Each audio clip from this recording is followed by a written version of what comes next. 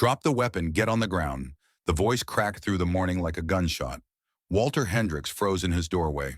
He held no weapon, just a leash, and at the other end, his service dog, Ranger Tail, low ears alert. But the red laser dot dancing across Walt's chest didn't care about that. Neither did the officer's shaking hand. Then came the crackle of a taser. Walt's knees buckled.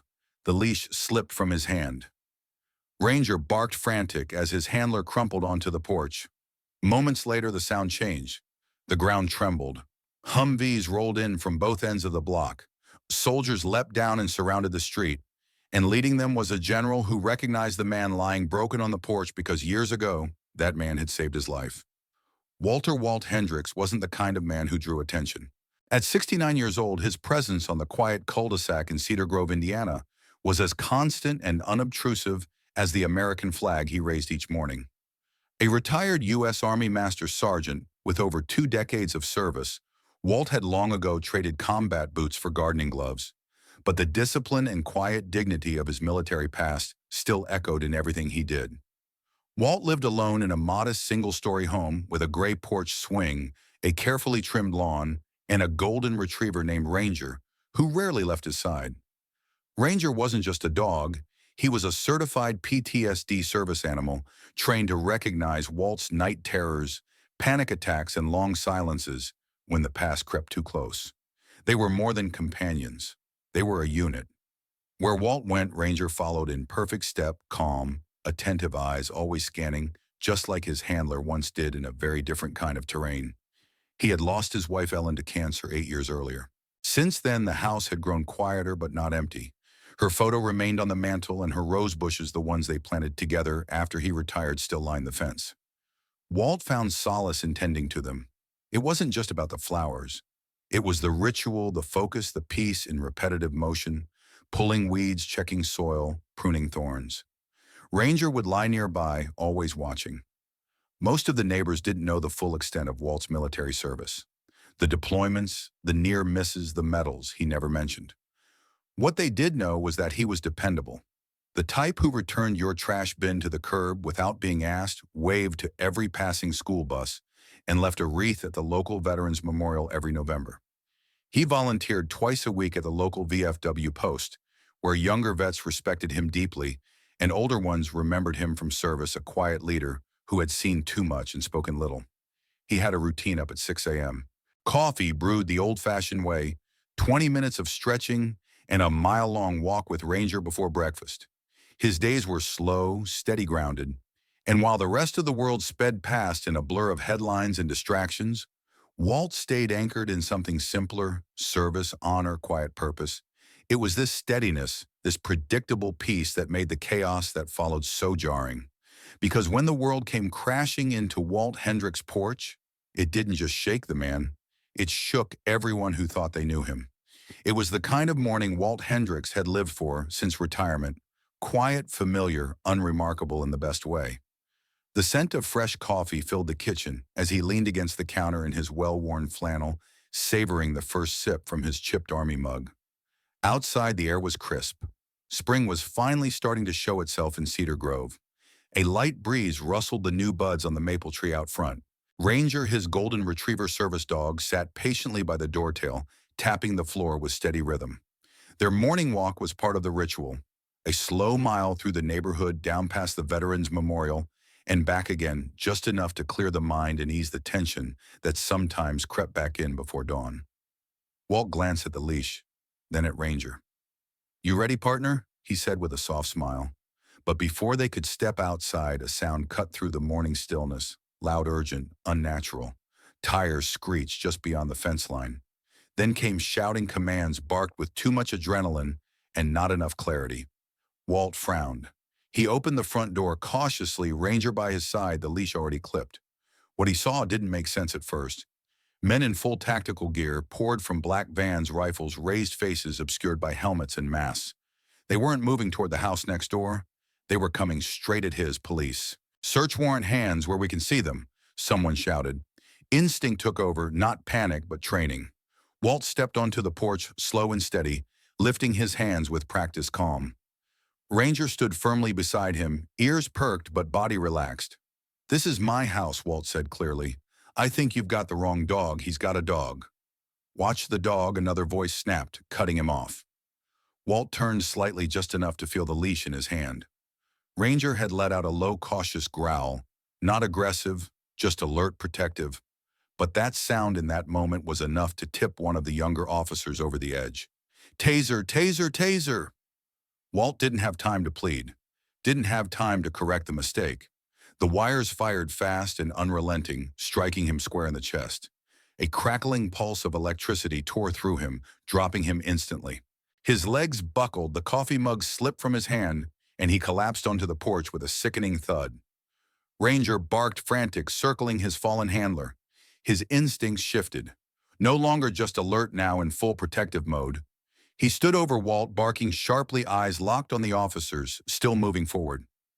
Walt could barely breathe. Every muscle seized. He couldn't speak, couldn't move.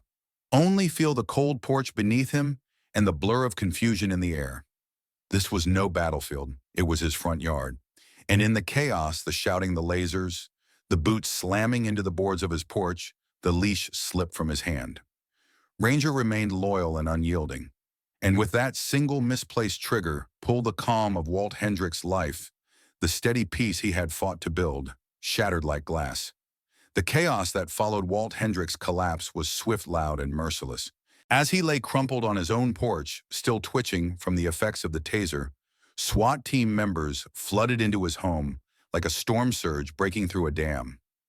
Helmets, rifles, body armor, they moved with purpose, shouting to one another in clipped, commanding tones, their boots thudding heavily across the wooden floors Walt had just mopped the day before. Clear left. Back rooms secure. Kitchens clean. Checking the basement. Inside drawers were yanked open, photographs knocked from walls, books tossed aside. The smell of coffee was soon overwhelmed by the scent of adrenaline, sweat, and kicked-up dust.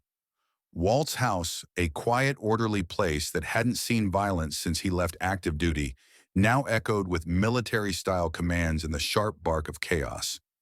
Outside, Walt's mind swam in a fog of confusion and pain. His wrists were zip-tied roughly behind his back, his cheek pressed against the warm concrete of the steps. His vision blurred, and every attempt to speak came out as a dry croak. Ranger was barking nonstop, now panicked, sharp, refusing to leave his handler's side. He bared his teeth as one officer stepped too close. "Dog's out of control," someone shouted. "Put it down if it charges." That moment teetered on a razor's edge. Walt heard it, the familiar click of a safety being switched off. His heart pounded. Not Ranger. Please God, not him. But just before tragedy struck, another voice cut through the noise, firm, older, and calm. "Hold your fire. That's a vest. He's marked. That's a service dog." Officer Brian Ellis, one of the few older members of the SWAT unit and a veteran himself, stepped forward slowly. He crouched, hand, low voice, gentle. "Easy, buddy. It's okay. I see you. You're doing good." He extended a gloved hand palm down, letting Ranger sniff. The golden retriever hesitated, ears pinned back, but didn't attack. Instead, he let out a whine and sat protectively beside Walt. Ellis clipped a spare leash onto Ranger's vest and led him a few feet away, keeping him calm. Back at the porch, Captain Reese stood at the curb holding a worn printout of a warrant. He'd been coordinating the entry from behind the line, relying on intel provided from headquarters and a local informant. The warrant listed a suspect involved in narcotics trafficking, flagged as armed and dangerous. The address, 118 Poplar Lane. Captain Reese looked up at the house in front of him, 116 Poplar Lane.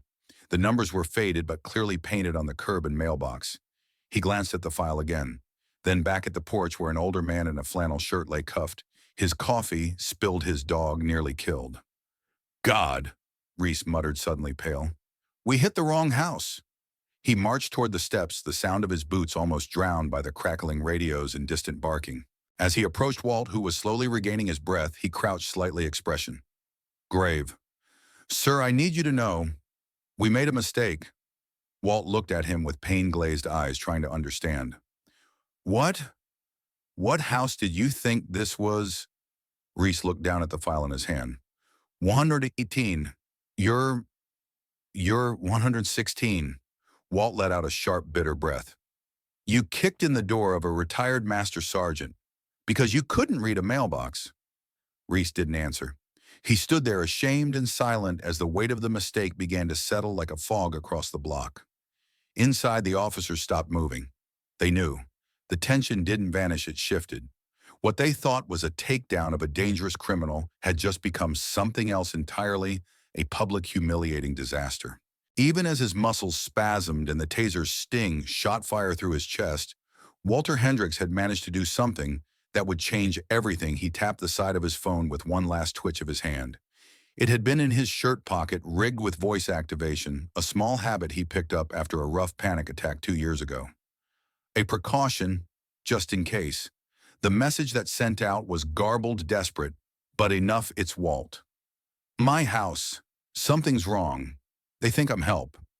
That message was routed to a short list of contacts. At the top of that list, George Kelly, a Vietnam vet who worked nights at the VFW post in Marion County, and who without hesitation forwarded it to someone he knew would take it seriously, someone who owed Walt Hendricks more than words. That someone was now General Frank Dawson. Frank had once been a young, hot-headed lieutenant in a foreign country, bleeding from a leg wound and pinned under fire. It was Walt who had pulled him out not just from the firefight, but from the wreckage of a burning convoy. Walt didn't hesitate. He never had. He just acted. He was the kind of leader whose silence inspired more trust than a dozen speeches. Dawson never forgot. So when his phone lit up during a National Guard disaster preparedness drill at Camp Atterbury, and George's message popped onto the screen, Walt's in trouble. SWAT hit his house. He's down. Dawson didn't pause. He stood, barked orders to his QRF Quick Reaction Force, and diverted 3 Humvees and a support truck from the live drill. We're moving to Cedar Grove, he told his operations chief. Veteran down. Friend. Civilian authorities made a mistake. Sir, with respect, this is outside protocol. You're right, Dawson replied. But so is tasing a decorated Army Master Sergeant on his porch. Let's go. Within minutes, the convoy rumbled out, lights low, but movement fast. The Indiana countryside blurred past as soldiers adjusted their gear and readied themselves for what few understood. But Dawson knew. This wasn't just a response. This was a call answered, a debt repaid. As the National Guard approached Poplar Lane, the neighborhood looked deceptively calm. But behind every drawn curtain, neighbors were watching. They'd seen the flash and crash of the SWAT raid. They heard the shouting. And now they heard something different, the low, steady thunder of military vehicles rolling onto the block. Captain Reese and his men, still processing the weight of their error, looked up as the olive-drab Humvees turned the corner. Soldiers in full ACU Army combat uniform quickly disembarked, moving with precision and purpose. No shouting, no chaos, just control. And then the door of the lead Humvee opened and General Frank Dawson stepped out. His face was hard, unreadable, but his eyes scanned quickly. They found Walt still handcuffed, still slumped near the porch, his service dog Ranger now sitting silently beside him. The veteran looked like a man thrown from a moving vehicle, battered and bewildered. Dawson's boots hit the pavement hard. He didn't speak to Reese. He didn't ask for permission. He walked straight to Walt, knelt beside him, and placed a steady hand on his shoulder. "It's me, Walt," he said quietly. "It's Frank. I'm here now." Walt blinked. Recognition flickered in his tired eyes. "Didn't expect to see you again," he rasped, voice raw. "Least of all on my front lawn." Dawson gave a ghost of a smile. "You once pulled me out of hell. Least I can do is return the favor." And just like that, the balance shifted. This wasn't about damage control anymore. It was about restoring something deeper, something sacred. General Frank Dawson had seen war zones with less confusion than what was unfolding on Poplar Lane. As he stood at the edge of the Hendricks property, his jaw clenched tight beneath the brim of his cap, he took it all in the overturned porch chair, the shattered coffee mug, the front door hanging askew from its frame, and Walt Hendricks lying cuffed on his own steps like a criminal. But what hit Dawson hardest wasn't the wreckage. It was the look in Walt's eyes. Dazed, hurt, not from the taser alone, but from the betrayal. Walt had served his country with everything he had. Now that same country had thrown him to the ground on the doorstep he'd guarded for decades with quiet pride. Captain Reese Dawson said, his voice cutting through the tension like a blade. The SWAT commander turned eyes wide. "Sir, your team is done here," Dawson interrupted. "Stand down. Withdraw from the property immediately. Leave all files, warrant copies, and evidence logs with my XO. But General, we had a warrant for the wrong house," Dawson said sharply, his voice cold steel. "And you assaulted a decorated veteran, nearly shot his service dog, and turned his home into a war zone. On my watch, not today." Reese hesitated, then slowly nodded. "Yes, sir." He turned and began shouting orders. His team moved like men who knew they'd stepped in it deep. Rifles were lowered, flashlights switched off. One by one, the SWAT officers exited Walt's home and made their way down the street under the watchful gaze of the National Guard. Media crews had already begun to gather. Word traveled fast in towns like Cedar Grove, especially when 6 military vehicles arrived unannounced. Reporters shouted questions, cameras clicked, and microphones thrust forward. Dawson faced them squarely. "This man," he said, gesturing to Walt without hesitation, "is Master Sergeant Walter Hendricks, retired. A combat veteran, a patriot, a man who gave his life to the service of this country. And today, because of a gross failure of protocol, he was assaulted in his own front yard. Let me be clear, this is unacceptable. You don't treat veterans this way. Not on my watch." A medic knelt beside Walt, carefully cutting away his shirt to check the points where the taser barbs had embedded. Ranger, now calmer but still trembling, stayed close. A second medic trained in canine care approached, gently offering the dog water and checking for signs of stress trauma. Walt winced but nodded as he was helped to sit upright. His wrists were finally freed, the plastic cuffs snipped off with a quiet snick. He flexed his fingers, slowly breathing through the pain. Then he looked up at Dawson and, in spite of it all, cracked a tired grin. "Well," he said hoarsely, "didn't think I'd need backup in my own yard." Dawson chuckled, crouching beside him. "You've always had backup, Walt. Just needed the right frequency to call it in." "Glad you answered. I owed you," Dawson said, his voice lower. "And I always pay my debts." The two men sat in silence for a beat, Ranger resting his head on Walt's knee. Around them, the noise of the retreating SWAT team faded. What remained was something heavier but steadier. The standoff was over. The damage had been done, yes, but so had the reckoning. And in that moment, Walt Hendricks, bruised, battered, but not broken, was no longer just a name on a mailbox. He was the reason the system was about to change. The sun had barely set that evening when the governor of Indiana took the podium at an impromptu press conference just outside the state capitol.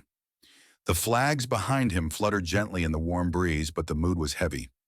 A video clip from earlier that day of an elderly veteran being tased on his front porch had gone viral within hours, shared across social media, broadcast on evening news, and plastered on every major network. "I want to begin," the governor said solemnly, "by offering a full and unreserved apology to Master Sergeant Walter Hendricks, U.S. Army retired, and to every veteran who watched what happened to him today with disbelief and heartbreak. What occurred on Poplar Lane was not just a mistake, it was a disgrace." The governor's statement was the first of many dominoes to fall. An internal investigation was launched within hours. SWAT Captain Reese was placed on administrative leave pending review. The officer who had fired the taser, a rookie only 6 months into the job, was immediately suspended. The department's intelligence unit, responsible for confirming warrant addresses, was ordered to undergo a full audit of their procedures. And for the first time in recent memory, public sentiment wasn't split. It was united. Across the country, support poured in for Walt. Strangers mailed letters. Veterans from California to Maine sent challenge coins, unit patches, and handwritten notes thanking Walt for his service and condemning what had happened. One man, a retired Marine gunnery sergeant, sent a single sentence: "You stood tall so we could walk free. We won't forget what they did to you." News outlets ran headline after headline. Decorated veteran tased in his own yard. Military steps in Golden Retriever. Guards veteran after botched raid. From combat hero to SWAT victim, America reacts. Meanwhile, Walt's home, battered from the forced entry and SWAT's aggressive sweep, was quietly restored. Not by a city contractor, not by a damage claim, but by a group of National Guard engineers who arrived the next morning in plain work clothes and tool belts. They didn't say much. They simply nodded to Walt, saluted, and got to work. They repaired the broken door, repainted the frame, replaced shattered glass in the living room window. One even noticed a leaky kitchen faucet and fixed it without being asked. Figured you had enough on your plate, the soldier muttered with a half smile. It wasn't charity, it was respect the kind veterans show each other without needing words. Walt never asked for money, but the city, facing a public relations disaster and a likely lawsuit, offered a substantial settlement. Walt accepted, but not for himself. Instead, he redirected the majority of the funds toward causes close to his heart. Half went to the local Veteran Services Center in Marion County, which expanded its mental health outreach and established a new emergency legal fund for elderly vets facing wrongful treatment. The other half was donated to a national service dog training program. If it weren't for Ranger Walt told reporters, I might not be here. Every veteran who needs a dog like him deserves to have one. Ranger, for his part, was awarded a commendation ribbon by the National Guard. His photo eyes alert sitting beside Walt on that now-repaired porch graced more than one national magazine cover that month. Through it all, Walt remained who he had always been: steady, quiet, grounded. He didn't seek revenge. He sought accountability. He didn't want fame. He wanted a safer country for the men and women who had already paid its price. And slowly, piece by piece, redemption found its way back to 116 Poplar Lane. In the days following the incident, something remarkable happened on Poplar Lane, something that no SWAT raid or media frenzy could have orchestrated. The neighborhood, once known for quiet mornings and privacy fences, became a place of unity, reflection, and gratitude. It started with a knock on Walt Hendrick's door. Mrs. Kepler from 2 houses down stood there holding a casserole dish wrapped in a towel. I didn't know what you liked, she said gently, but it's chicken and rice. It's warm.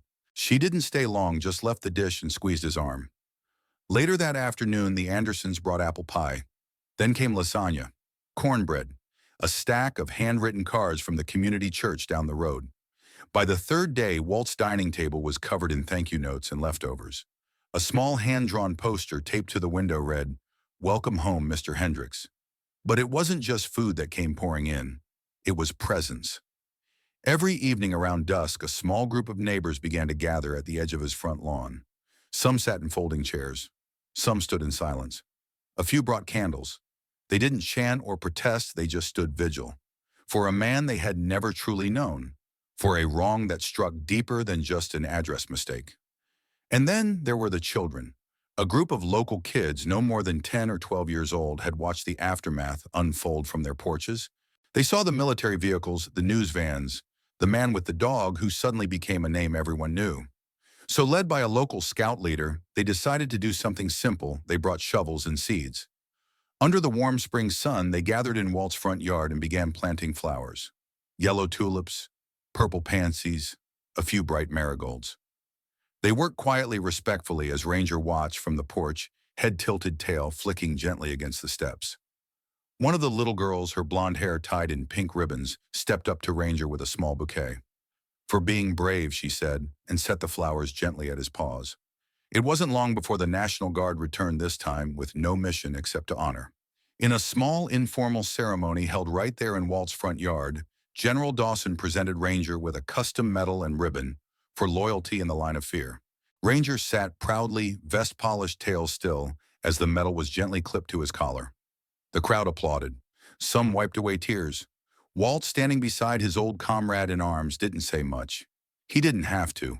The community had spoken not with outrage but with kindness, not with noise but with care. And in doing so, they gave back to Walt something that couldn't be legislated, compensated, or repaired by government order. They gave him home. The late afternoon sun hung low over Cedar Grove, casting long golden shadows across the quiet cul-de-sac. The chaos had faded. The news crews had left. The porch door no longer hung loose, and the flower beds bloomed brighter than ever. Walter Hendricks sat quietly in his favorite rocking chair, a thick wool blanket draped across his lap. A mug of coffee, this one not spilled or shattered, steamed gently in his hand. Just a few feet away, the American flag flapped lazily in the breeze, its colors sharp against the clean Indiana sky. He watched it like he always did, but today it felt heavier, not just a symbol, but a story. The screen door creaked open, and out stepped General Frank Dawson. No uniform this time, just jeans, a flannel shirt, and the easy posture of someone who'd finally exhaled. You always did keep the flag at regulation height, Dawson said with a grin walking over. Walt didn't look away from it. It's not about regulation, it's about respect. Dawson took the seat beside him, settling into the silence for a moment. Ranger lay stretched out at Walt's feet, one paw twitching, in a dream his new metal glinting faintly in the sunlight. After a pause, Dawson said softly, "You know, sometimes this country forgets, gets too busy, too loud, too caught up in itself.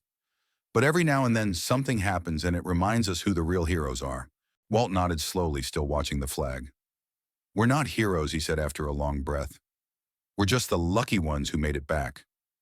Dawson turned to look at him, eyes shadowed with memory. "And that's exactly why we honor you." They sat together for a while longer, two old soldiers, worn but upright, framed by the soft rustle of the wind and the steady beat of something deeper than words. A bird chirped in the distance. A neighbor's wind chime clinked gently in rhythm with the rocking chair's creak. And in the background the flag kept waving, steady, unshaken, stitched with more than fabric. As the camera slowly pulled back, the image settled Walt with his hand resting gently on Ranger's back, watching the flag in his yard. The sky tinged orange, the day nearly done. And there in the fading light, peace returned, not because justice had been shouted, but because dignity had been quietly restored. In the end, this wasn't just a story about a mistake. It was a story about what we choose to do after the mistake, about whether we look away or stand up. Walter Hendricks may have been knocked down on his own porch, but what followed reminded us that dignity, honor, and community still matter in America. That even in a world growing louder and more divided, there are still neighbors who will plant flowers, soldiers who will drop everything to do what's right, and loyal dogs who never leave your side. This story forces us to ask how many other veterans have been overlooked, mistreated, or forgotten simply because no one was watching. How often do we mistake silence for insignificance? In a time when headlines move fast and attention spans move faster, perhaps we all need to slow down to remember the quiet strength of those who served and to speak up when justice takes a wrong turn. We'd love to hear from you. Have you or someone you know ever faced a similar situation? Do you believe veterans are treated with the respect they deserve in today's world? And how can we as a community do better? Drop your thoughts in the comments below. Let this be more than a story. Let it be a conversation. If this moved you, please like the video, subscribe to our channel, and share this with someone who believes in standing up for what's right, even when it's uncomfortable. Because the greatest strength in any country doesn't come from its weapons or wealth. It comes from how it treats the people who wore the uniform. Thank you for watching. God bless you, and God bless those who serve. We'll see you in the next story.